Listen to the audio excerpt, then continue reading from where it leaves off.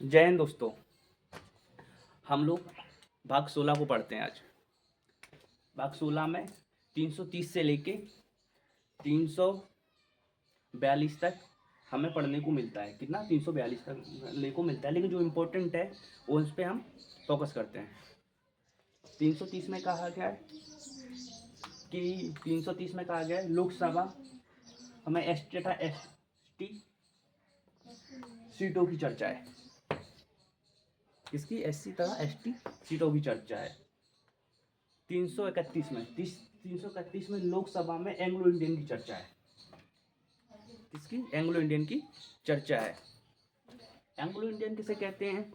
जो पुर्तगाली हो गए, डच हो गए, स्पेन हो गए, अंग्रेज हो गए, यह सब हमारे देश में रहे और इंडियन महिलाओं के साथ इन्होंने विवाह किया और उनसे जो बच्चे उत्पन्न हुए, पैदा हुए, उनको हम लोग एंग्लो इंडियन कहते हैं। या फिर मदर इंडिया हो या फादर इंडियन हो, उनको हम लोग एंग्लो इंडियन कहते हैं। उनकी सीटों की चर्चा है, ठीक है ना। फिर आ जाओ 332 में कहा गया विधानसभा में लोकसभा तथा विधानसभा में एससी तथा एसटी की चर्चा है।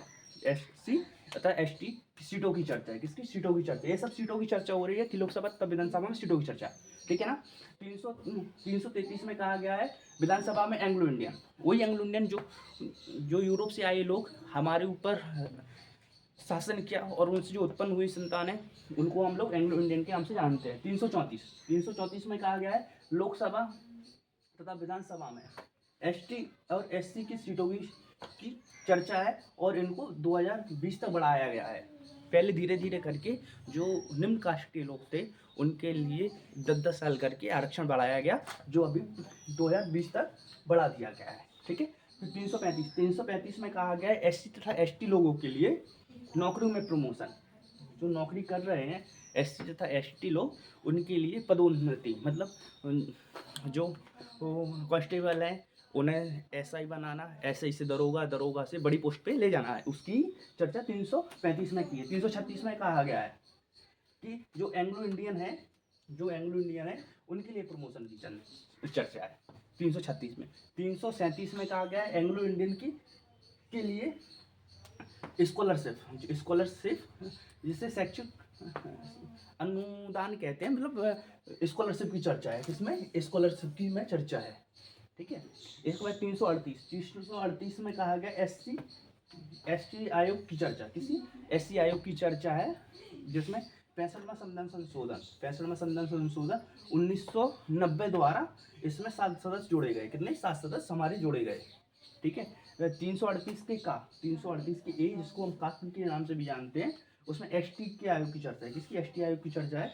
इसे 89वां संविधान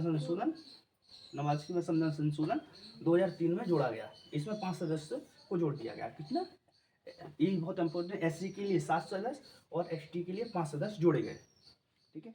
239 में कहा गया एससी तथा एसटी प्रशासन कल्याण का कार्य केंद्र करेगी, मतलब एससी एसटी के लिए कुछ भी कार्य रहेगा वो केंद्र सरकार द्वारा निर्णय लिया जाएगा, ठीक है। 20वें संविधान संशोधन में कहा गया है कि यह सरकार के लिए मान नहीं है कि अगर सरकार इसके लिए मान नहीं है कि इनको आरक्षण दे कि नहीं दे, यह सब केंद्र सरकार के हाथ में कहा गया है, ठीक है। कौन सी नौकरी के लिए कितना प्रमोशन देना है, यह इस प्रकार है। ओबीसी की पहला आयोग काका कालेकर ने की समिति द्वारा बनाया गया था। ये अध्यक्ष थे कौन? काका कालेकर, ठीक है। दूसरा मोराई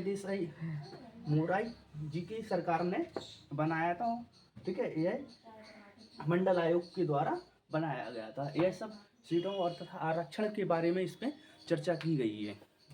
एंग्लो इंडियन जो यूरोप से हमारे देश में आके रहे, उनके माता या पिता की जो इंडियन माता हो या इंडियन पिता हो, उन्होंने इंडिया में शादी की, उनके द्वारा जो संतान हुए, उनसे जो बच्चे वगैरह पैदा हुए, उनको हम एंग्लो इंडियन कहते हैं। यह प्रथा, यह तो अभी प्रावधान ख़त्म कर दिया गया है। पहले एंग्लो इंडियन की मनोनीत भी किए जाते, उनके लिए सीटें भी आरक्षण थी, अभी तो सब समाप्त कर दिया गया राष्ट्रपति द्वारा, हमारे संविधान संशोधन द्वारा। जय हिंद दोस्तों, ऐसे ही हम कई टॉपिक आपके सामने लेते आएंगे। जय हिंद।